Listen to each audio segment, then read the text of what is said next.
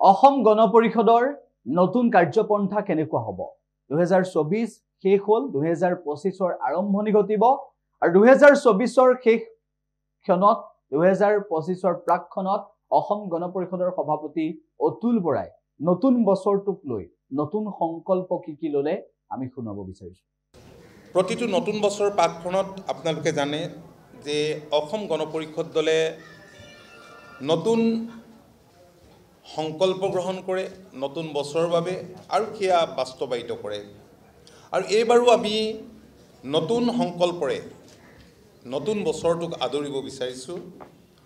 আমাৰ লক্ষ্য 2025 বৰ্ষৰ আৰম্ভণিৰে পৰা ব্যাপক কৰ্মসূচীৰে ৰাজ্যখনত প্ৰগতিশীল আঞ্চলিকতাবাদৰ ধাৰাটোক অধিক সবল ৰূপ প্ৰদান কৰা, গাঁৱে গাঁৱে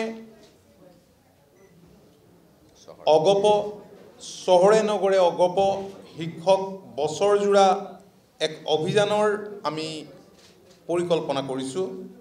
উদ্দেশ্য এটাই অসমৰ সকলো ৰাইজৰ কাষলৈ গৈ আঞ্চলিকতাবাদ তথা অসম গণ পৰিষদ দলক অধিক শক্তি প্ৰদান কৰা। অসম গণ পৰিষদ দলে আগন্তুক বছৰটোক মাতৃভাষা বৰ্ষ হিচাপে পালন কৰিবলৈ সিদ্ধান্ত গ্ৰহণ কৰিছে। এই সময়ছোৱাত ৰাজ্যখনৰ সকলো খিলঞ্জীয়া জাতি জনগোষ্ঠীৰ মাতৃভাষাৰ বিকাশৰ লগতে সকলো জাতি জনগোষ্ঠীৰ মাজত সমন্বয় একতা আৰু সদ্ভাৱ ৰক্ষা কৰাটো অসম গণ পৰিষদ দলৰ মূল লক্ষ্য হ'ব। আমি সকলোৱে জানো যে সময়ে সত্য প্ৰতিষ্ঠা কৰে। বৰ্তমানৰ সময়ে স্পষ্ট কৰি দেখুৱাইছে যে অসমত আঞ্চলিকতাবাদ সদায় প্ৰাসংগিক। অসম গণ পৰিষদ দল আঞ্চলিকতাবাদৰ ধ্বজাবাহী হিচাপে অসমৰ ৰাইজৰ কাষত থাকি কাম কৰি যাবলৈ বদ্ধপৰিকৰ। ৰাজ্যখনৰ উন্নয়ন আৰু বিকাশৰ এই যাত্ৰা অধিক ত্বৰান্বিত কৰাত নতুন বছৰটোত বলিষ্ঠ ভূমিকা গ্ৰহণ কৰিব অসম গণ পৰিষদ দলে। মাননীয় মুখ্যমন্ত্ৰী ডক্টৰ হিমন্ত বিশ্ব শৰ্মা ডাঙৰীয়াৰ নেতৃত্বত আজি ৰাজ্যখনে উন্নয়ন আৰু বিকাশৰ ক্ষেত্ৰত নতুন গতি লাভ কৰিবলৈ সক্ষম হৈছে।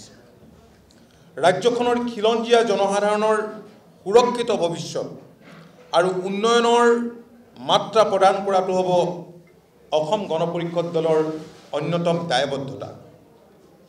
ঐতিহাসিক অসম চুক্তি ৰূপায়ণৰ দ্বাৰা অসমৰ খিলঞ্জীয়া জনসাধাৰণৰ স্বাৰ্থ সুৰক্ষিত কৰাৰ ক্ষেত্ৰত অসম গণ পৰিষদ দলে নিজৰ দায়বদ্ধতা সদায় দোহাৰি আহিছে।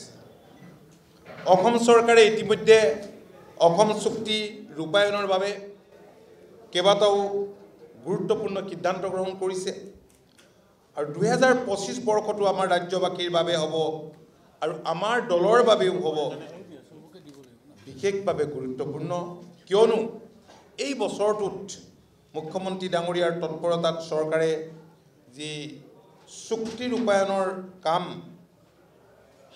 আপোনালোকে জানে যে হাতে কামে আগুৱাই লৈ যোৱাৰ প্ৰস্তুতি চলাইছে।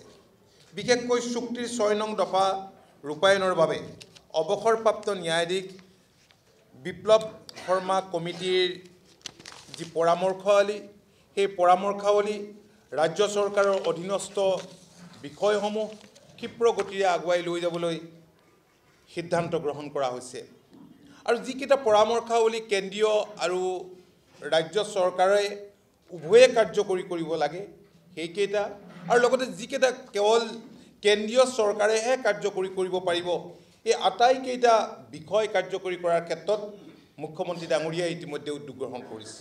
বন্ধুসকল, অসমবাসীৰ 6 বছৰজোৰা ঐক্যবদ্ধ গণসংগ্ৰামৰ স্বৰ্ণীল ইতিহাসেৰে সমৃদ্ধ অসম গণ পৰিষদ একমাত্ৰ আঞ্চলিক ৰাজনৈতিক দল যাৰ শিপাৰ বিস্তৃতি সমগ্ৰ ৰাজ্যব্যাপী।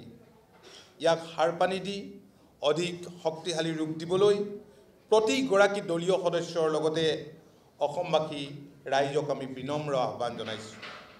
আগন্তুক নতুন বৰ্ষটো অসমৰ সৰ্বাংগীন বিকাশৰ স্বাৰ্থত কাম কৰি যাবলৈ আমি অসমবাসীৰ মৰম আশীষ আৰু সহযোগিতা বিচাৰিছোঁ যিকোনো খবৰৰ বাবে যোগাযোগ কৰক 7099017330 লগতে 7099017110 নম্বৰত